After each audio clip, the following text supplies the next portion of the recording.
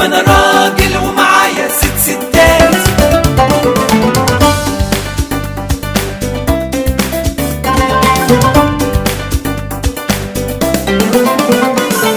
راجل ست ستات، ما انا راجل ومعايا ست ستات.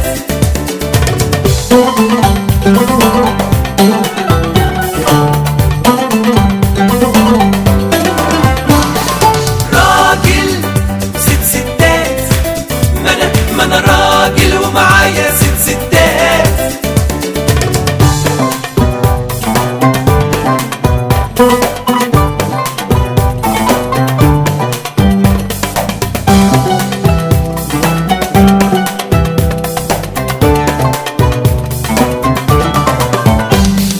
راجل ست ستات، ما انا راجل ومعايا ست ستات.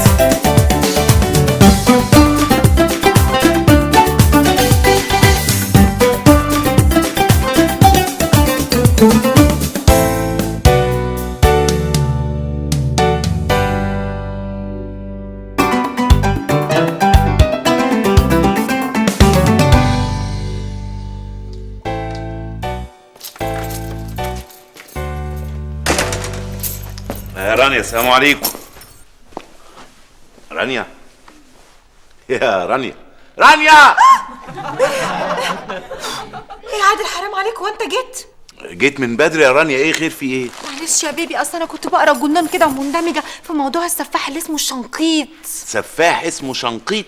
ايه السفاح ده يعني بيعمل ايه؟ ايه يا عادل في ايه؟ هو انت على طول كده منعزل داخليا وخارجيا ما عندكش اي معلومات؟ ده سفاح الهرم المشهور. سفاح الهرم ده غير بقى سفاح المعادي بقى. ايوه يا عادل، ما هم دلوقتي بقى الجديد بقى ان هم بقوا يعملوا لكل منطقه سفاح الهرم المعادي، بولاق الخيمه، 200 عقبه. 200 عقبه وبولاق الخيمه، ده ايه السفاحين العجاب دول؟ والسفاح المره دي بقى تخصص ايه؟ اطفال. تخصص اطفال؟ ما مش هيغيروا ابدا، مفيش مره يطلع مثلا سفاح بتاع نسا وولاده. قصدك ايه يا عادل يا سعيد؟ لا ما قصديش حاجه، يعني انا بس حاجه جت في دماغي كده. وده بيخطف العيال بقى يعمل بيهم ايه؟ عادل هو انت في حد قالك لا سمح الله ان انا بخطف العيال؟ ما اناش عرفني، بس هو بالعقل كده في الغالب هو بيخطف العيال عشان يشحتهم ويسرحهم يشحتوا في كل حته. يخليهم اولاد شوارع يعني، معروفه الحكايه دي. رانيا، هي ياسمين فين؟ ياسمين في اوضتها يا بيبي، مش عارفه اليومين دول كده بحسها انها مكتئبه. لا مكتئبة ايه يا رانيا؟ دي طفله يا ماما، ما تفهمش لا اكتئاب ولا غيره. كل ما في الموضوع يعني مثلا انها مش لاقيه حد تتسلى معاه، طفل اصغر منها اخوها تلعب بيه تلعب معاه كده يعني. مش عارف بصراحه، بس اللي انا متاكده منه ان هي مش في المود، مش متظبطه كده. طب تفتكري ليه يعني؟ مش عارفه يا عادل، بس انت عارف بقى انا خايفه تكون بقى عرفت عن موضوع السفاح، وانت عارف بقى الولاد نفسيتهم وخيالهم واسع بقى وتفتكر بقى ان في حاجات وحشه هتحصل وبتاع ومصايب كده يعني. لا واضح ان انت اللي قعدتك مع سناء خلت لك دماغك يعني تلسع. ياسمين مطمنه وعايشه في امان الحمد لله، وهخش اطمن عليها انا دلوقتي. ماشي.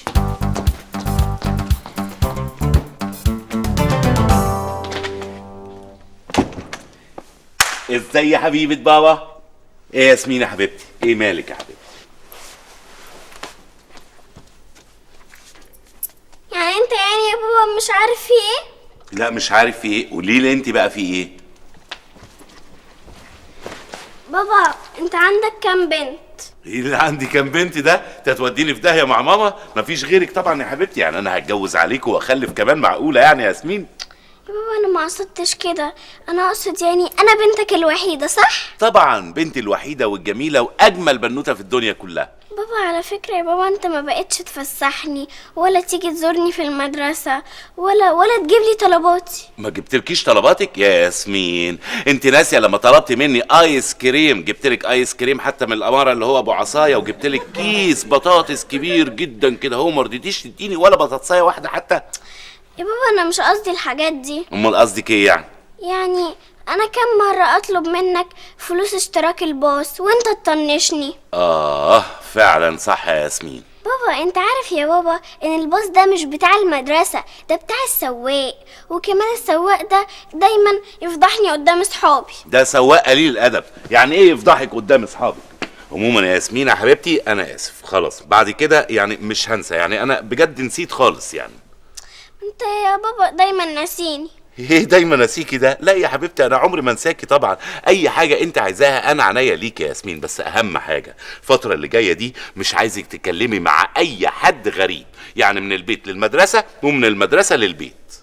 يعني اروح فين يا حسره؟ يا حسره؟ انت بقيتي بيها كده ليه يا ياسمين؟ ايه يا حسره دي؟ قولي يا خراشي. يا خراشي.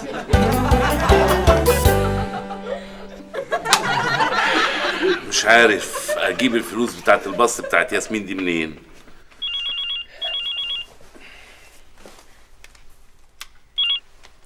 يا راني، يا راني، مالك يا راني؟ ايه؟ في حد حصل له حاجه؟ ياسمين بنتي؟ امتى الكلام ده حصل؟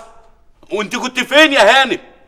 طبعا عند الكوافير، ده اعز ما املك يا رانيا. يا رانيا دي هي دي اللي فضلالي في الدنيا يا رانيا.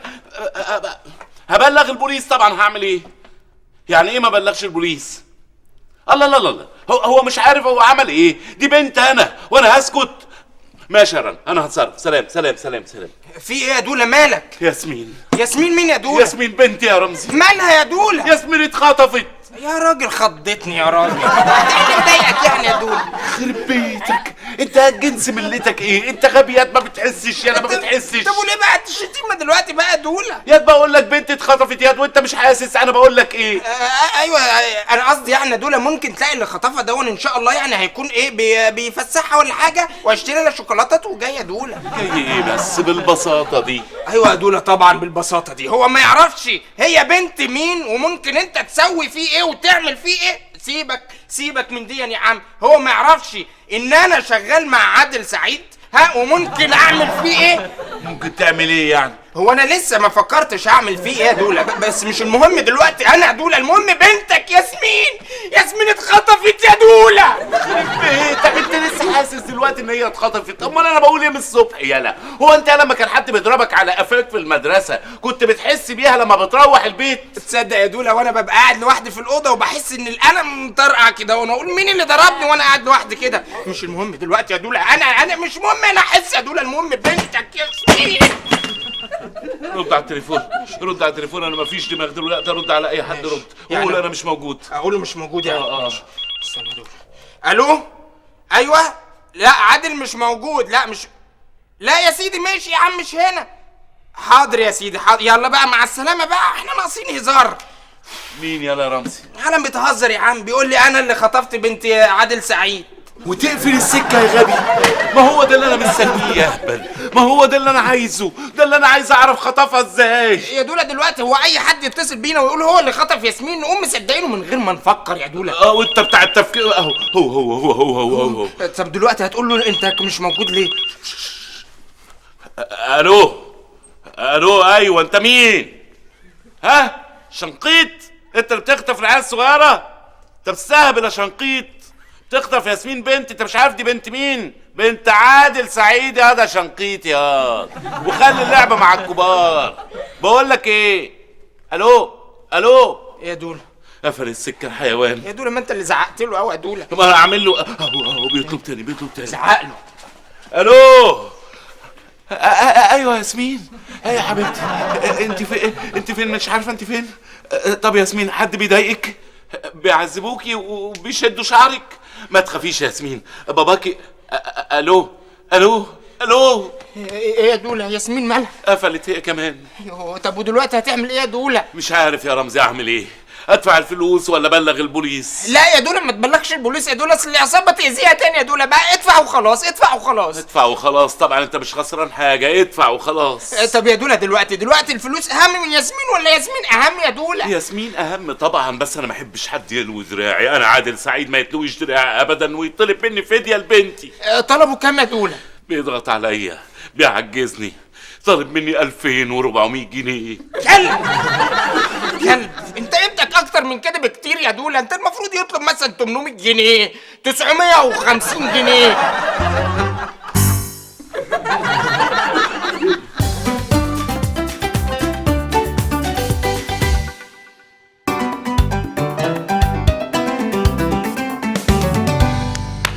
انا مش عارف انا الشنقيط ده ليه متخصص يعني انه يخطف عيال صغيره؟ ما في كبار يستحقوا الخطف ويستحقوا الحرق كمان. إلهي ربنا يحرقك يا عادل.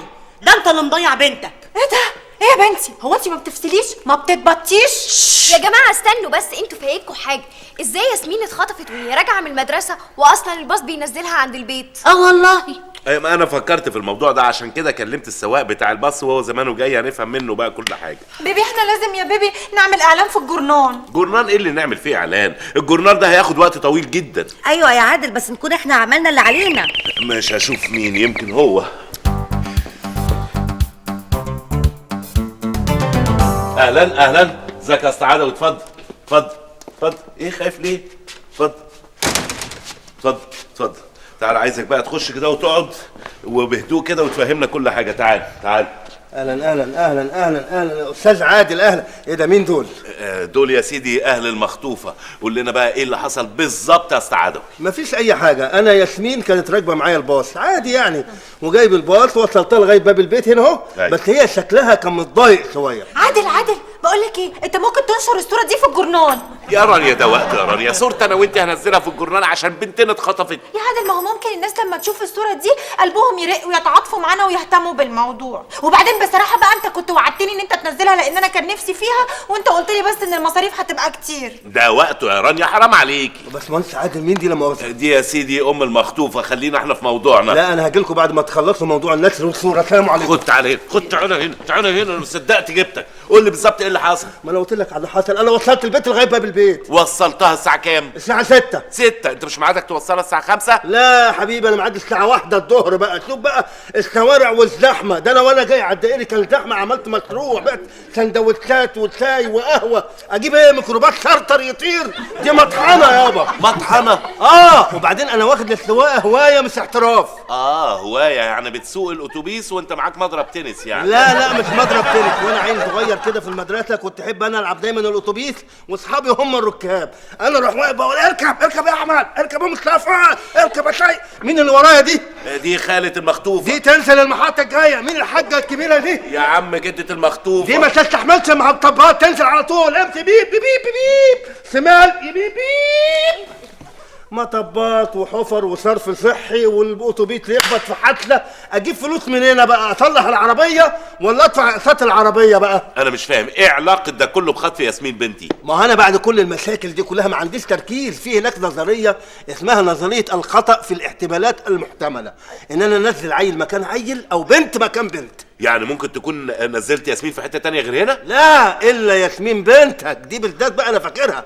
انا نزلتها قدام باب البيت، بس انه بيت؟ هي دي بقى المشكله، هي هنا النظريه.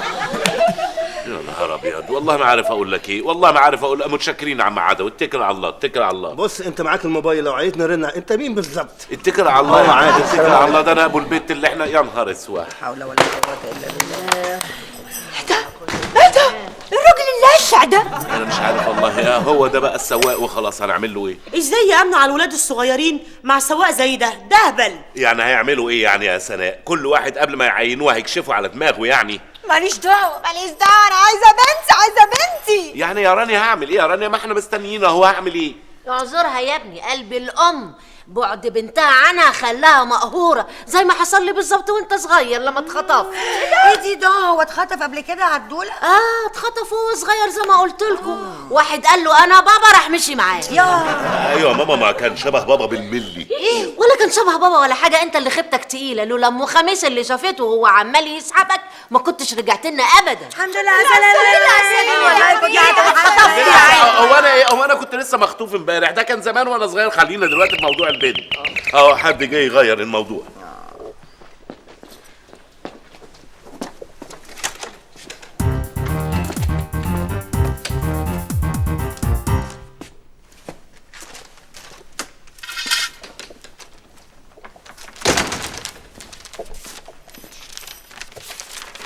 خير يا عادل؟ معرفش حد سايب جواب. تحية طيبة. وبعد نظرا لظروف رفع أسعار البنزين فقد تم رفع المبلغ إلى 4000 جنيه عدا ونقدا. انتظروا معرفتكم بموعد ومكان التسليم. ايه ده؟ ايه النظام ده بقى؟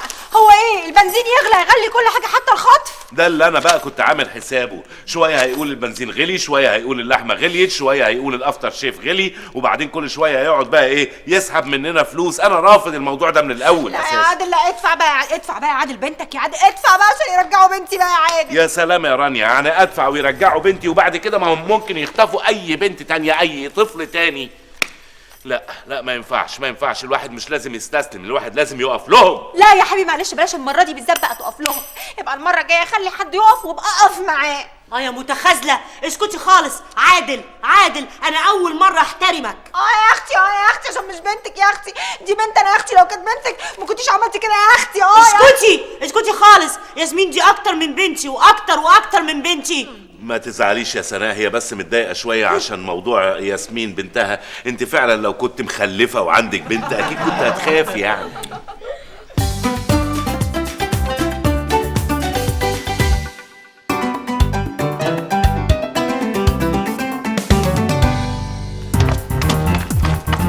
في اتنين عايزين يقابلوك يا كبير. مين دول يا؟ بيقولوا ان هم من طرف الواد حته القهواجي. حته القهواجي؟ طب خلوهم ييجوا بشوفهم عايزين ايه. بقول لك ايه، فتشهم. حصل يا كبير ونضاف. انزل يا ابني. الله، دول انا عايز الطوق ده العب بيه في الشارع. حضرتك المعلم شكشوك؟ شكشوك. وشكشوك بقى بالبيض ولا بالجبنه؟ شربات هذا. ومين الافندي ده؟ حضرتك ده الواد رمزي، يعني المساعد بتاعي يعني. بس وماله داخل على دنيته كده بنفس مفتوحه؟ ايه ده يعني افهم من كلامك كده انك معترض ولا ايه؟ حضرتك انا مش مسؤول عن تصرفاته خالص. حضرتك عايز تغزه بمطوه بسكينه باي حاجه براحتك يعني. الواد ده بيفكرني بصاحبي سمعه الله يرحمه، كان غبي وانا ما احبش الاغبياء. ولا يا رمزي هيفهمك بسرعه. يلا اخلع يلا اخلع. يا دوله بيقول لك الاغبياء، انا مال انا. كان زيك كده بيحب الهزار والفرفشه، ومره هزر معايا هزار ما عجبنيش. ما هزار ما عجبكش؟ طب وبعدين عملت فيه ايه يعني يا معلم؟ ده اللي فضل منه. دوله الحقني، قتلته يا مجرم يا مجرم يا مجرم. لا فكرته، وده اللي فضل منه عشان يبقى تذكار للايام الحلوه. يا نهار ابيض، واحنا جايين يعني عشان ننرفز حضرتك؟ ايه اللي فكر حضرتك بالايام الهباب دي؟ اؤمر. حضرتك يعني انا عادل سعيد صاحب بازار، وبنتي ومراتي وامي عايشه. وانا بقول لك قدم السي دي بتاعك ولا ايه؟ خلصنا، انا مش فاضي. كان زماني فتحت لي خزنه او فجرت الافندي اللي جنبك ده. عجبك عموما يعني حضرتك، يعني انا بنتي اتخطفت وجاي لحضرتك يعني عشان ترجعها لي. وانا مالي؟ حضرتك هم قالوا لي ان انت عم المنطقه والكبير بتاع المنطقه دي كلها، يعني كل المجرمين وكل الخطافين والنصابين والنشالين تحت. ايوه صحيح، انا عم المنطقه، انما الناس الخسيسه دي ما بتعاملش معاهم. طبعا حضرتك ما تعرفش الناس الخفيسه دي. اللي قول لي، هو انت تعرفه؟ الشنقيط هو اللي خطف البت. شنقيط مين يا ابني؟ حد فيكم يعرف الشنقيط ده؟ لا يا معلم، حضرتك الشنقيط ده معروف جدا، ده اخباره ماليه الجرايين. يا ابني ياما الجرايد بتتكلم، وياما بيتكلموا عن ناس في الهجايز، وياما ناس بتشغل ناس بناس عشان يشغلوهم عن المصايب اللي هم فيها. المهم يعني حضرتك، يعني مين اللي ممكن يكون خطفها؟ عفريت يعني خطفها؟ عفريت ايه يا ابني بس؟ ما عفريت الا بني ادم. بس عايز اقول لك حاجه، الشغل ده مش شغل محترفين، ده شغل هواه. شغل محترفين ايه وهواه ايه؟ هو حضرتك المنتخب القومي اللي خطفها؟ منتخب ايه يا دوله؟ ده شكله كده الكابتن حسن شحاته بذات نفسه بس من غير الباروكه. شربات يالا. تسلم يا معلم. حضرتك يعني كده يا معلم مفيش فايده ولا ايه؟ مين قال كده؟ شكشوك لما يقول لك هيجيبها يبقى هيجيبها. طبعا مش شكشوك ولا. تسكت يالا بقى، اسكت بقى يالا، يخرب بيتك. ثانيه واحده يا معلم، ثانيه واحده. نمرة غريبة ممكن. الو. ايوه ها هتسلمني ياسمين؟ طيب كم؟ 6000 جنيه؟ غليت لي المرة دي. عشان بسلة غالية. ماشي يا سيدي، 6000. المهم بقى هتسلمهاني امتى وفين؟ في البازار الساعة 6. لا عيب، بوليس ايه اللي انا اكلمه؟ ما تقلقش خالص، انا ما بكلمش بوليس، انا بكلم صحابي يعني. ماشي مع السلامه. هو ده المحروس؟ هو المحروس. اطمن يا عادل بيه، هنكون موجودين وان شاء الله يوم هيبقى اسود. مش كده يا رجاله؟ مظبوط يا معلم. ربنا يخليك يا معلم، بس اهم حاجه والنبي بنتي ما يحصلهاش حاجه. طمن يا عادل بيه، بنتك لو في البنتاجون هنجيبها وبدون اي خساير. يا سلام، خلاص يبقى ميعادنا في البازار الساعة 6 إن شاء الله. يبقى ان شاء الله الساعة 6. بس بقول لك يا عادل بيه، سيب لنا الواد ده شوية. أوي اتفضل يا معلم. أنا خفيف إيه مالك قلقان ليه؟ ده هيبسطوك قوي مش كده يا معلم؟ طبعا، ده احنا هنركبه المراجيح ونوديه الملاهي. لا يا دوله، ما بحبش بدوخ من المراجيح يا دوله. خلاص ركبوه الزقازيق. ها؟ لا يا دوله ما بحبهاش يا دوله. ركبوه دمياط ماشي، ما تقلقش يا دوله والنبي يا دوله يا دوله الحقني يا دوله، الحقني يا دوله.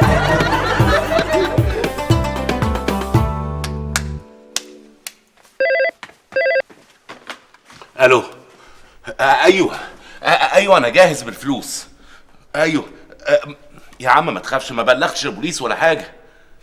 المهم ياسمين هشوفها ازاي؟ هتبعت عيل صغير ياخد الفلوس؟ ماشي بس ياسمين. الو يخرب بيتك يا شكشوك، ايه اللي اخرك كده؟ انا مش عارف ايه ده، ايه فيلم الرعب اللي انا فيه ده؟ انت مين؟ انت من اشبال العصابات ولا ايه؟ عايز فلوس؟ عينيا يا حبيبي هديك فلوس، بس قبل ما اديك الفلوس اشوف وشك تعالى هنا، تعالى. رايح فين؟ وريني. ايه ده؟ ياسمين؟ بابا عملتي ليه كده يا ياسمين؟ عملتي ليه كده؟ انا مش فاهم. هو ده اللي خطب بنتك يا عادل بيه؟ قلعوا الماسك عشان اشوف مين ده. محدش يقلع لي، انا اللي هقلع بنفسي. اهلا لوست عدوي. انت عارفه يا عادل بيه؟ ايه اللي عارفه؟ ده لوست عدوي السواق بتاع الباص بتاع ياسمين. ما انا قلت لك يا عادل بيه انه مش مجرم قراري من الاول. عملت ليه كده يا استاذ عادل؟ بص يا باشمهندس عادل، انا ماليش ذنب في اي حاجه، انا سواق اتوبيس. البنت ياسمين بنتك دي بنت ذكيه، هي اللي جابت الماسكات دي وقالت لي نعمل كده. ياسمين هي اللي قالت لك. عملت ليه كده يا ياسمين؟ بابا انت السبب. انا السبب ليه بقى؟ انا اللي قلت لك اخطفي نفسك؟ لا يا بابا، انا لقيتك مش مهتم بيا فجأة كده، فعملت الحركة دي عشان انت تهتم بيا. يا سلام يا سلام على الاب لما يهتمش ببنته. بص يا باشمهندس عادل، انا هموت نفسي والبسك جريمه واقول انت السبب. اوعى سيبه يموت نفسه ونخلص منه، واحنا باقيين عليه ليه؟ موت نفسك يالا. من الاول وانا حاسس انها مؤامره عليا. باشمهندس عادل، انت عايز توديني المورستان من تاني؟ لا مش انا. انت كده رايح المورستان، وانت فكرك يعني المورستان هيسيبك؟ سلم نفسك، المكان كله محاصر. مكان ايه اللي متحاصر؟ ما يفك الحصر اللي فيه ده. لا انا ما اروحش السجن ما فوت اتوبيس، وانا علوي احب اسوق اتوبيس.